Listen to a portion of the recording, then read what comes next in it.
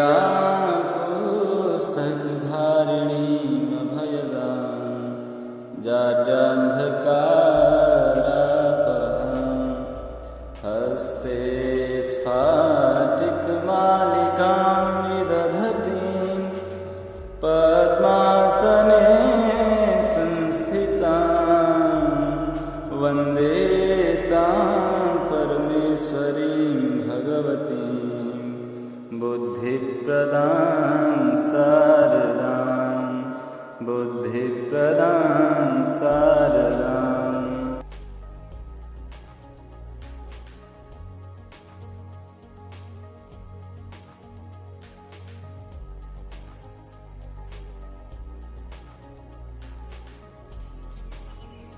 नमो नमः। आपने पिछली कक्षा में जो सूत्र पढ़े, आज के पाठ में आप उसके आगे के सूत्रों को पढ़ेंगे। तो अभी प्रकृति भाव का प्रसंग चल रहा है, उसी प्रकृति भाव के प्रसंग में पठित सूत्रों को आप पढ़ रहे हैं। तो आज के पाठ का प्रथम सूत्र है ईदुदेद्विवचनम प्रगृह्यम। क्या है सूत्र? ईदुदेद्विवचनम प्रगृह्यम क्या कहता है? ईदुदेदंतम द्विवचनम प्रगृह्यम स्यात्। ईदुदेदंतम द्विवचनम प्रगृह्यम स्यात्। ये ईदुदेदंतम क्या है? तो इसका जब विच्छेद करेंगे तो ईदुदेदंतम का विच्छेद क्या होगा? ईत ऊत एत अंतम। तो ईत ऊत एत क्या है? तो तपरस तत्काल से सूत्र कहता है कि तह परो यस्मात् सच तात्पर्य उच्चार्यमाण संकालस्य संज्ञाचार। अर्थात ये तपरकरण जो है ये ई के अर्थ को बताने के लिए किया गया। मतलब ईकार दीर्घ जो कालिक अवस्था में जो पढ़ा गया है उसी अवस्था का द्योतक है, ऐसा ये तपरकरण कहता है। अर्थात दीर्घ ईकार, दीर्घ उकार और एकार। कैसे दीर्घ ईकार उकार एकार? द्विवचनांत। द्विवचनांत दीर्घ ईकार उकार एकार की प्रकृति संज्ञा होती है। ऐसे पद जिसके अंत में ऐसे द्विवचनांत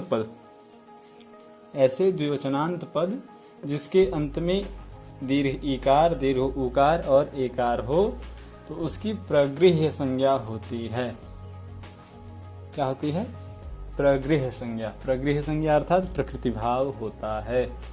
प्रगृह्य संज्ञा का फल प्रकृति भाव है। प्रगृह्य नामक संज्ञा है और उसका फल प्रकृति भाव है। जहाँ जिस वर्ण की प्रकृति, जहाँ पर प्रगृह्य संज्ञा होती है वहाँ पर कोई संधि, कोई उसमें बदलाव नहीं होता है, तो प्रकृति भाव हो जाता है। प्रकृति की तरह उसका रूप हो जाता है, जैसी प्रकृति रहती है उसी तरह रह जाता है। तो क्या अर्थ हुआ कि ऐसा द्विवचनांत पद जिसके अंत में दीर्घ इकार दीर्घ उकार और एकार हो तो उसकी प्रगृह्य संज्ञा होती है। समझ में आया सूत्र? चलिए तो आगे देखते हैं क्या लिखा है।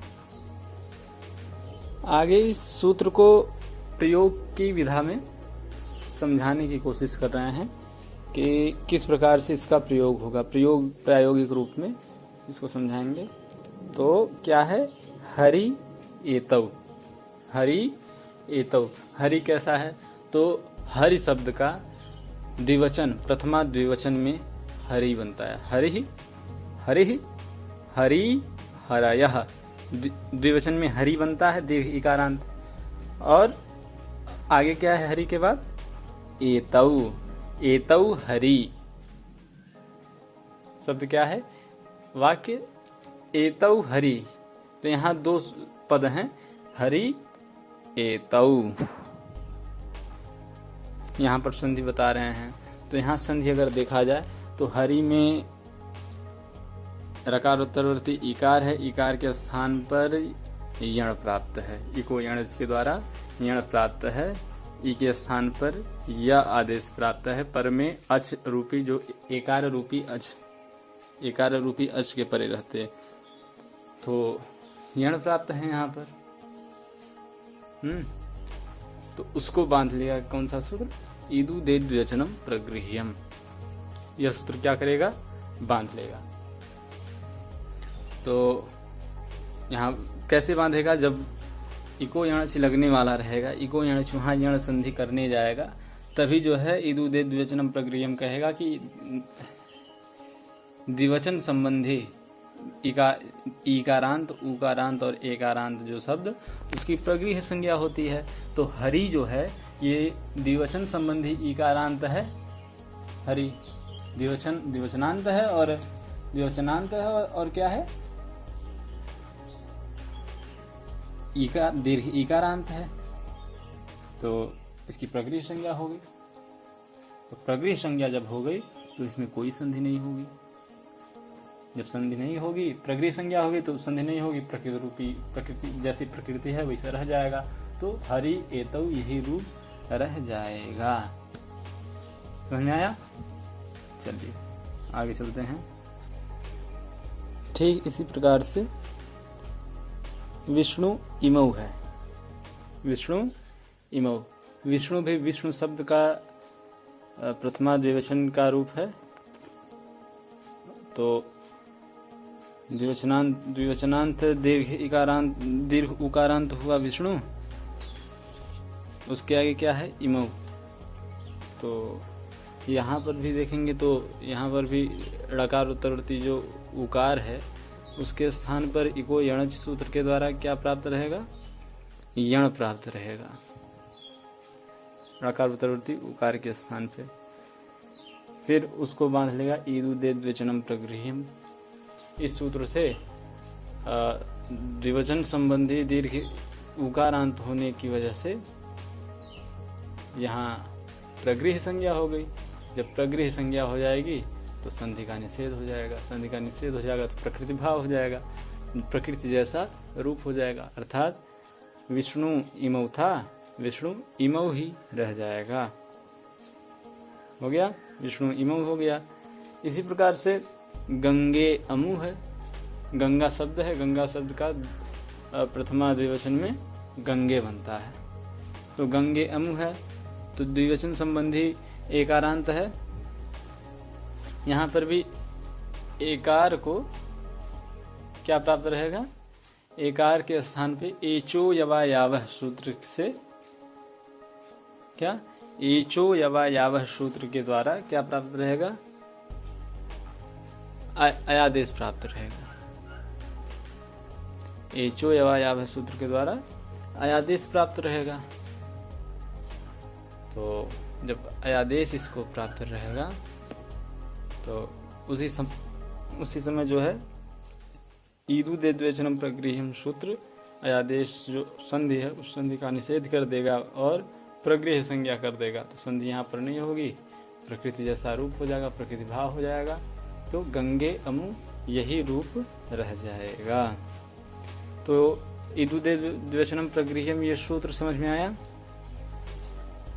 तो आगे चलते हैं। तो अगला सूत्र है अदसो मात। क्या है सूत्र, अदसो मात, बहुत जरूरी सूत्र है, ध्यान दीजिएगा। अदसो मात क्या कह रहा है, अस्मात् पराविदूतौ प्रगृह्यौ स्तः। यह भी प्रकृति भाव के ही प्रसंग में पढ़ा गया है। तो अस्मात् पराविदूतौ प्रगृह्यौ स्तः, यह भी प्रगृह्य संज्ञा कह रहा है। किसको कह रहा है, तो अस्मात्, अस्मात् अर्थात, अस्मात् का मतलब क्या हुआ इसको देखते हैं। तो अस्मात् अर्थात बता रहे हैं अदस संबंधिनो मकारात इत्यर्थः।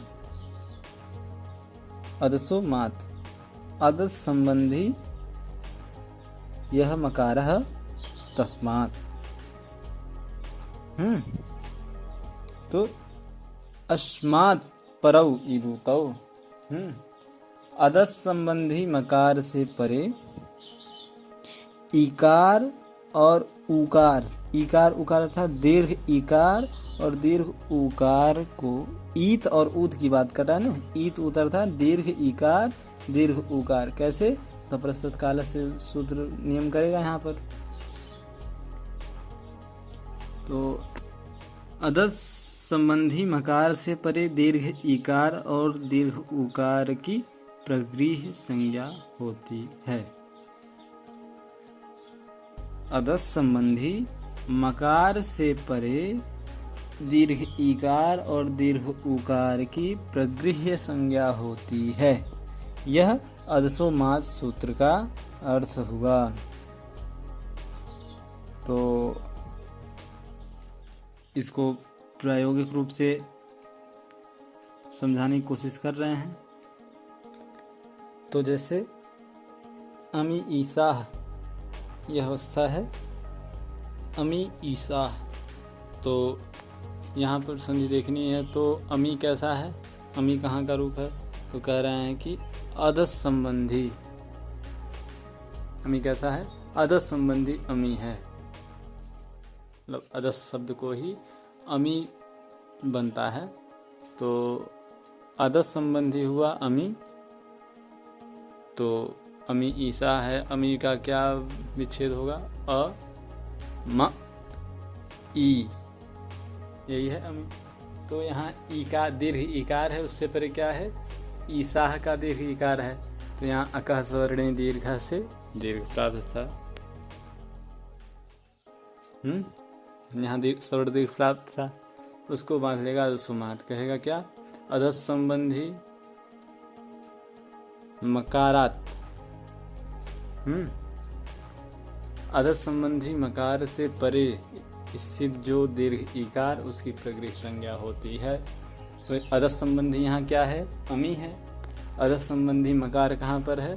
तो अकार उत्तरवर्ती मकार और उससे परे स्थित दीर्घ इकार, उसको क्या हो जाता है?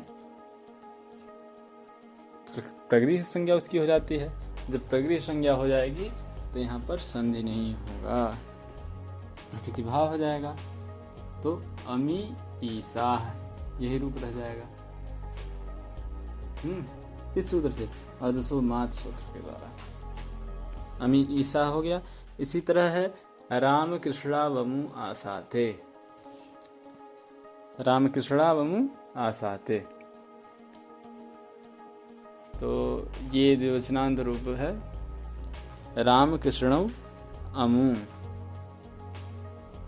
राम कृष्णौ अमु। तो यहाँ संधि होने के बाद राम कृष्णा अमु बनता है। तो विच्छेद करेंगे तो क्या बनेगा? राम कृष्णौ अमु आसाते। तो हमको संधि कहाँ चाहिए? अमु और आसाते में। अमु आसाते में संधि का योग है।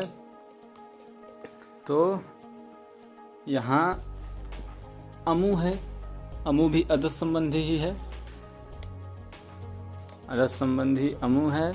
यहाँ पर अ म उ आसाते ये अवस्था है। तो यहाँ पर उकार जो मकारोत्तरवर्ती उकार है उसके स्थान पे इको यण से यण प्राप्त रहेगा।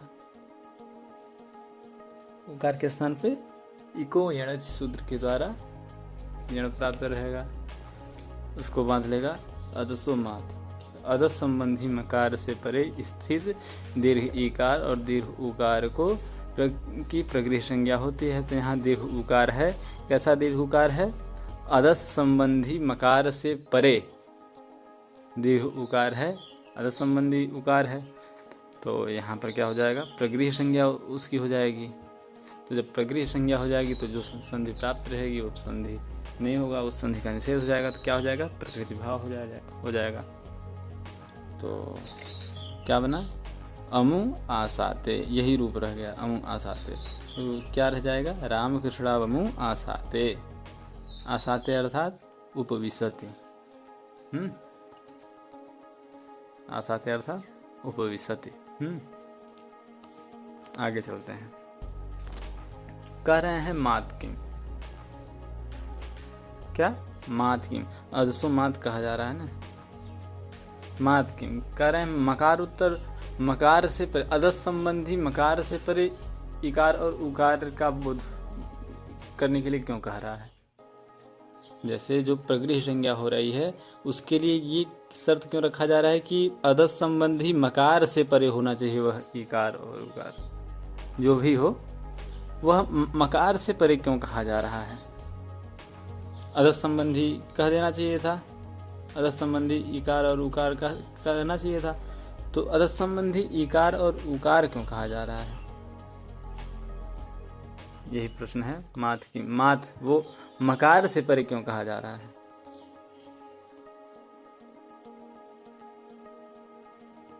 अदसो मात सूत्र में ईदुदेद वचनम प्रगृह्यम इस सूत्र का अनुवृत्ति होता है।